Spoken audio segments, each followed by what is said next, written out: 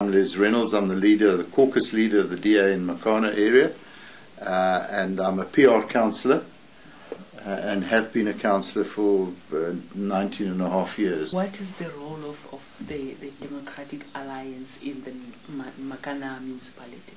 Our role is to be an effective opposition, not to counter everything the ruling party does, but to see to it that what they do is correct for Makana. We believe in cooperative governance. In other words, if they're doing things right, we will work with them. We do, however, contest the ruling party in issues that we believe are not conducive to the promotion of Makana as a whole. When you talk about that, there's been many secret meetings, confidential meetings within the council.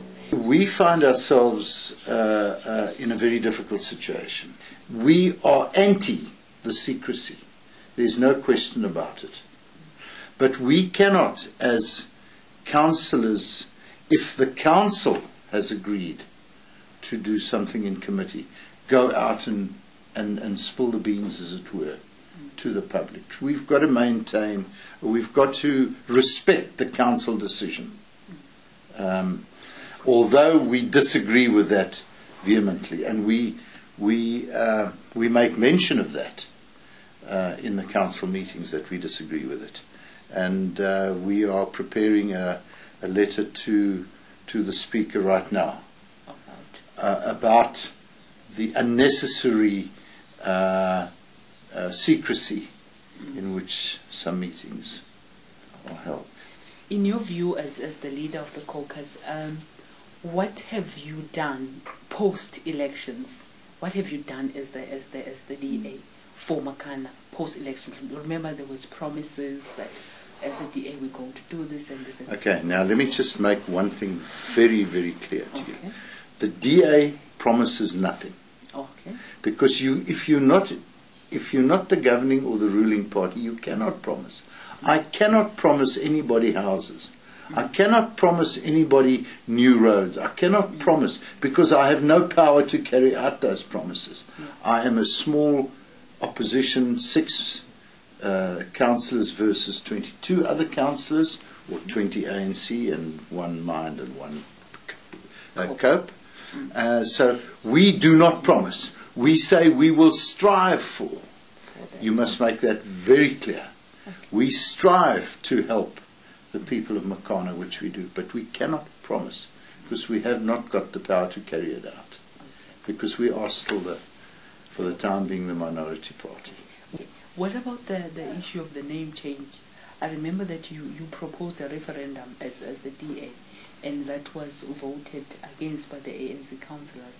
What's your Okay, let me give you the standpoint of the DA. Okay. The DA is not for or against. We don't want to be seen as party poopers, where if the majority of people want to change the name, we shout and scream and like sport little kids. The DA says if the people want a name change, then so be it. Hence, I proposed that we have a referendum. Let everybody draw their cross against no or yes. And the results of that will indicate to the people who, the Julia Wellses and the ANC ruling party, who want to change the name, will indicate to them whether the majority of the people want it or not. In terms of service delivery, as the opposition, how do you feel now? I remember you talked about the new director in terms of maintenance and stuff. And in other areas, how do you feel? Is it getting there, or is it still needs to be improved? I'm ambivalent about the service delivery at the moment. We are seeing with the new director improvements in the carrying out of what people should do, but I still find too many people in green overalls lolling about in town. The work ethic of the municipality is still not what it should be. The work ethic is still if we don't do it today, we'll do it tomorrow. But having said that as well, if there's a pipe break and you phone in, the people do come out. And they work jolly hard, those people, because the pipes break all over and it's not their fault because the pipes are old.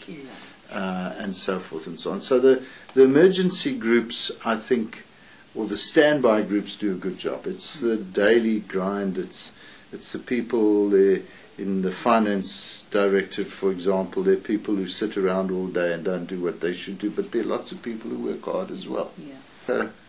You know, if you travel around the Eastern Cape and you see the towns in the Eastern Cape and the degradation in the Eastern Cape of other towns, Grahamstown as a whole is not doing too badly.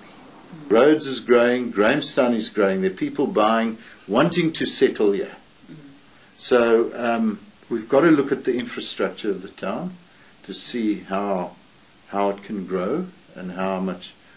I mean, Director Mayalati was talking about the improvement of the sewage and water infrastructure, and he was mentioning a figure of 100 million. So, you know, we're talking about lots and lots of money to really get the city up and running properly to cope with the growth of people. But people are happy, and councillors need to be accountable to the citizens of Grahamstown. And I always say to people, council meetings are open to the public. Come and see how your councillors are performing.